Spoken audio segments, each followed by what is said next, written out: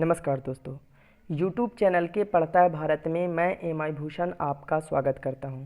दोस्तों, अब तक मैंने NCERT बेस्ड साइंस क्विज की 32 पार्ट को कंप्लीट करवा दिया है, जो आपके किसी भी एग्ज़ाम के लिए इम्पोर्टेंट साबित हो सकते हैं, चाहे वो RRB, NTPC, SSC, CGL या बिहार दरोगा का जो अभी चल रहा है एग्ज़ाम, उसके लिए। ठीक है, चलिए स्टार्ट करते हैं क्वेश्चन आंसर का सिलसिला। पहला क्वेश्चन है कि हाइड्रोजन बम किस सिद्धांत पर कार्य करता है?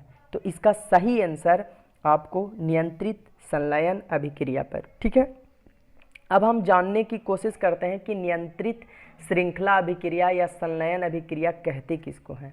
तो दोस्तों, इस अभिक्रिया में परमाणु के विखंडन के दौरान उत्पन्न 3 न्यूट्रॉन में से 2 को तो हम रोक पा लेते हैं और 1 को हम रोक नहीं पाते हैं। ठीक है, जिसे परमाणु विखंडन की प्रक्रिया नियंत्रित हो जाती है। जैसे कहने का मतलब क्या है कि जैसे तीन न्यूट्रॉन में से 2 को हम रोक लेते हैं, 2 को रोक लिया, ठीक है, तो 1 बच गया, अब 1 ही बनता है। अच्छा, थोड़ा सा जब आप मॉडर्न फिजिक्स पढ़ेंगे तो थोड़ा सा और डीप स्टडी करेंगे या फिर मैं पढ़ाऊंगा तो अब आपको बताऊंगा कि एक न्यूट्रॉन जो है जब टूटता है, विखंडित होता है, तो 3 न्यूट्रॉन बनाता है। ठीक है, एक न्यूट्रॉन जब विखंडित होता है तो 3 बनाता है। तो ठीक है, तो जैसे एक यहाँ से, मैं थोड़ा सा आपको समझाने की कोशिश कर रहा हूँ, एक यहाँ से एक न्यूट्रॉन है, ये 3 बनाया, 3 में हमने क्या किया, 2 को रोक लिया, तो अब हमारे पास कितना बचा, 1 बचा। फिर 1 से ये 3 बना, 3 में फिर हमने 2 को रोक लिया, फिर यहाँ पे 1 बचा। तो इस तरीके से ये क्या हुआ, नियंत्रित अभिक्रिया हो गया। ठीक है, नियंत्रित संलयन अभिक्रिया। और वही जो परमाणु बम जो होता है वो अनियंत्रित विखंडन पे काम करता है, क्योंकि एक न्यूट्रॉन से 3 बना और फिर 3 से 3 बना यानी 9 बना, और फिर 9 से 3 के मल्टीपल में बना तो 27 बन गया, 27 से फिर करेंगे तो 81 बन गया, और इस तरह से वो श्रृंखला बढ़ते जाता है, तो वो अनियंत्रित हो जाता है। नेक्स्ट क्वेश्चन है, परमाणु शक्ति संयंत्र किस सिद्धांत पर कार्य करता है? तो इसका सही आंसर है विखंडन के आधार पर। ठीक है, नेक्स्ट क्वेश्चन है, परमाणु बम का आविष्कार किसने किया था? परमाणु बम का आविष्कार, इसका सही आंसर है ऑप्शन सी। देखिए, ऑप्शन सी सही आंसर है, लेकिन ऑटो हन का नाम है तब तो ठीक है, लेकिन अगर इनके जगह पे रॉबर्ट हाइमर का नाम होता, रॉबर्ट ओपन हाइमर का नाम होता, तो इनका सही आंसर होता। ठीक है, ऐसे परमाणु बम का आविष्कार रॉबर्ट ओपनहाइमर ने 1945 में किया था, और 1945 में ही 9 और 6 मतलब 9 अगस्त और 6 अगस्त को इसकी ट्रायल भी हो गई थी। ठीक है, नेक्स्ट क्वेश्चन है, किस प्रकार की अभिक्रिया में सबसे अधिक हानिकारक विकिरण पैदा होता है? तो इसका सही आंसर है ऑप्शन बी, विखंडन अभिक्रिया। ठीक है दोस्तों, अब मैं आपसे एक छोटा सा रिक्वेस्ट करना चाहूँगा कि अगर चैनल पे पहली बार विजिट किए हैं तो चैनल को फॉलो कर लीजिए और बेल आइकन को प्रेस कर लीजिए, अर्थात सब्सक्राइब कर लीजिए। ठीक है नाभिकीय संयंत्रों में ग्रेफाइट का उपयोग किया जाता है किस रूप में?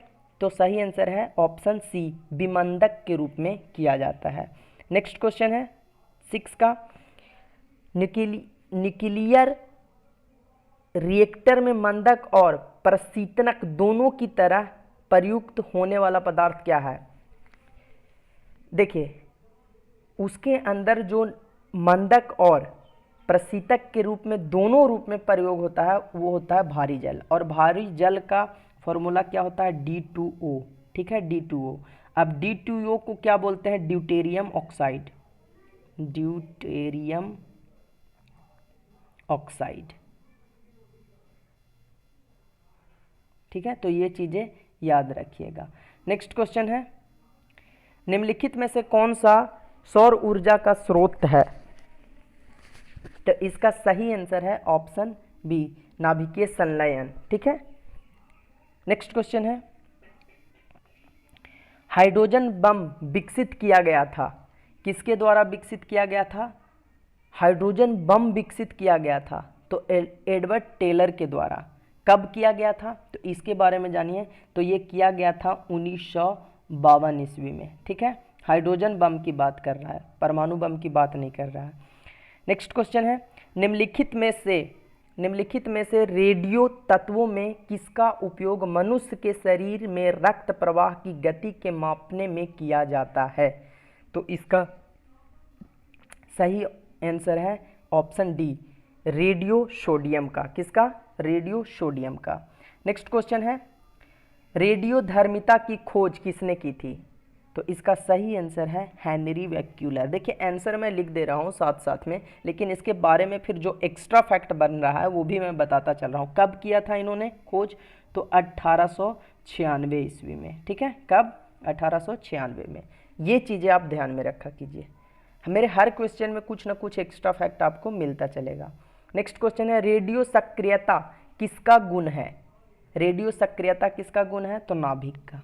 किसका? नाभिक का। नेक्स्ट क्वेश्चन है, रेडियो सक्रिय परिवर्तन में भाग लेता है, कौन कौन भाग लेता है। तो इसका सही आंसर है ऑप्शन सी, परमाणु का नाभिक, ठीक है। नेक्स्ट क्वेश्चन है, किसी परमाणु के अस्थायी नाभिक में प्रोटॉनों की संख्या होती है। अस्थायी नाभिक में पूछा है कि प्रोटॉनों की संख्या क्या होती है, तो इसका सही आंसर है ऑप्शन सी, न्यूट्रॉन की संख्या से कम, ठीक है। नेक्स्ट क्वेश्चन है, रेडियोधर्मिता का यूनिट क्या है। तो इसका सही आंसर है क्यूरी। क्या है? क्यूरी। नेक्स्ट क्वेश्चन है, रेडियोधर्मी तत्व किसका उत्सर्जन करते हैं। तो इसका सही आंसर है अल्फा, बीटा और गामा, तीनों का, ठीक है। तीनों का उत्सर्जन करते हैं। नेक्स्ट क्वेश्चन है, अल्फा और बीटा किरणों की खोज किसने की थी। ये क्वेश्चन बहुत ही इंपॉर्टेंट है और अक्सर क्वेश्चन में आ ही जाता है। तो इसका सही आंसर है रदरफोर्ड ने। कब किया था इन्होंने, तो 1904 ईस्वी में इसकी खोज करी थी। और दोस्तों आपको जानकारी के लिए मैं ये चीज़ बता दूं कि 1908 में इनको इसी चीज़ के लिए नोबेल प्राइज़ भी मिला था, ठीक है। तो दोनों चीज़ें याद रखा कीजिए। नेक्स्ट क्वेश्चन है, देखिए क्वेश्चन आपके एग्जाम में किसी तरीके से आ सकता है, जैसा क्वेश्चन पूछता है उसका उसी तरीके से आंसर दीजिए, ठीक है। किस वैज्ञानिक ने गामा किरणों की खोज की।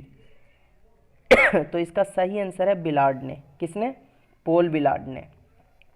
इनका पूरा नाम पोल बिलार्ड था।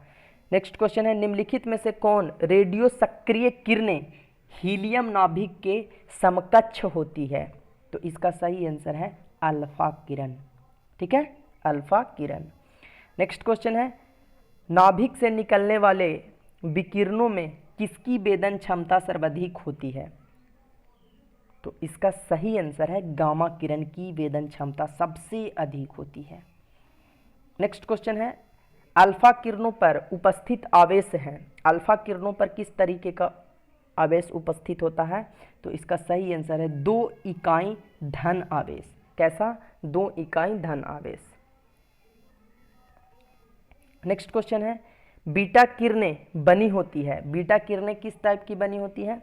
तो इसका सही आंसर है ऋण आवेशित कणों से। दोस्तों और जो बाकी का जो क्वेश्चन कुछ बचेगा तो उसे भी मैं नेक्स्ट वीडियो में कंप्लीट करवा दूंगा, ठीक है।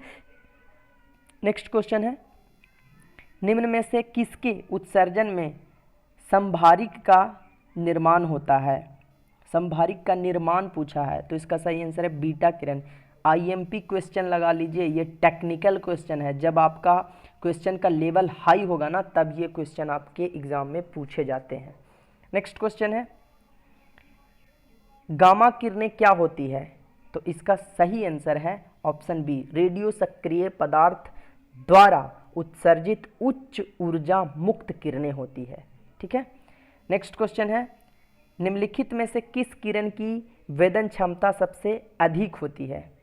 देखिए अभी मैंने बता दिया है, ठीक है, क्वेश्चन रिपीट हो गया है, गामा किरण की, ठीक है। नेक्स्ट क्वेश्चन है, दोस्तों प्लीज़ चैनल को सब्सक्राइब कीजिए और बेल आइकन को प्रेस कीजिए। इससे पहले कि आप भूल जाइए सब्सक्राइब करना, चैनल को सब्सक्राइब कर दीजिए और कमेंट में कमेंट जरूर कीजिए। और मैं खबरी एप्लीकेशन के भी ऊपर पढ़ाता हूँ, जहाँ पे पढ़ता है भारत के नाम से ही चैनल है। बहुत सारी ऑडियो के माध्यम से आप पढ़ करके क्वेश्चन का रिवीजन कर सकते हैं। वहाँ पर मैंने बहुत सारे ऑडियो अपलोड कर दिए हैं, प्लस 300 350 प्लस ऑडियो अपलोड हुए हैं, ठीक है वहाँ पे। नेक्स्ट क्वेश्चन है, निम्नलिखित में से किस किरण की आयनन क्षमता सबसे कम होती है? कम पूछा है, तो इसका सही आंसर है गामा किरण की। आयनन क्षमता सबसे कम होती है गामा किरण की, लेकिन वेदन क्षमता सबसे अधिक होती है। देखिए इसमें वेदन क्षमता की बात करी है और इसमें आयनन क्षमता की बात करी है, ठीक है। तो दोनों क्वेश्चन को ध्यान में रखिएगा, ठीक है। तो दोस्तों इस तरीके से ये टेस्ट यहीं पे समाप्त होता है।